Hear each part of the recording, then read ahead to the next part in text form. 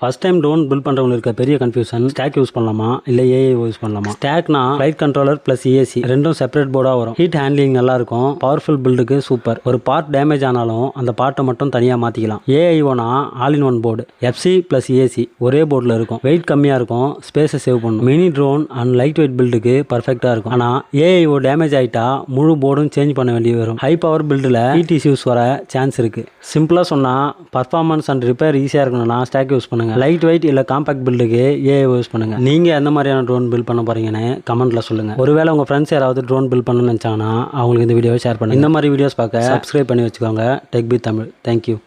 First time drone build பண்ணுறவங்களுக்கு இருக்க பெரிய கன்ஃபியூஷன் ஸ்டாக் யூஸ் பண்ணலாமா இல்லை ஏஐ யூஸ் பண்ணலாமா. ஸ்டாக்னா ஃப்ளைட் கண்ட்ரோலர் ப்ளஸ் ஏசி ரெண்டும் செப்பரேட் போர்டாக வரும். ஹீட் ஹேண்ட்லிங் நல்லா இருக்கும். பவர்ஃபுல் பில்டுக்கு சூப்பர். ஒரு பார்ட் டேமேஜ் ஆனாலும் அந்த பார்ட்டை மட்டும் தனியாக மாற்றிக்கலாம். ஏஐஓனா all in one board. FC plus ESC ஒரே போர்டில் இருக்கும். வெயிட் கம்மியாக இருக்கும். ஸ்பேஸை சேவ் பண்ணும். Mini drone and light weight பில்டுக்கு பர்ஃபெக்டாக இருக்கும். ஆனால் ஏஐஓ டேமேஜ் ஆகிட்டா முழு போர்டும் சேஞ்ச் பண்ண வேண்டி வரும். ஹை பவர் பில்டில் ஹீட் இஷ்யூஸ் வர சான்ஸ் இருக்குது. சிம்பிளாக சொன்னால் பர்ஃபார்மன்ஸ் அண்ட் ரிப்பேர் ஈஸியாக இருக்கணும்னா ஸ்டாக் யூஸ் பண்ணுங்க. லைட் வெயிட் இல்ல காம்பாக்ட் பில்டுக்கு ஏஐ யூஸ் பண்ணுங்க. நீங்க எந்த மாதிரியான ட்ரோன் பில்ட் பண்ண போறீங்கன்னு கமெண்ட்ல சொல்லுங்க. ஒருவேளை உங்க ஃப்ரெண்ட்ஸ் யாராவது ட்ரோன் பில்ட் பண்ணணும்னு நினைச்சாங்கன்னா அவங்களுக்கு இந்த வீடியோவை ஷேர் பண்ணுங்க. இந்த மாதிரி வீடியோஸ் பார்க்க சப்ஸ்கிரைப் பண்ணி வச்சுக்கோங்க. Tech B Tamil. தேங்க்யூ.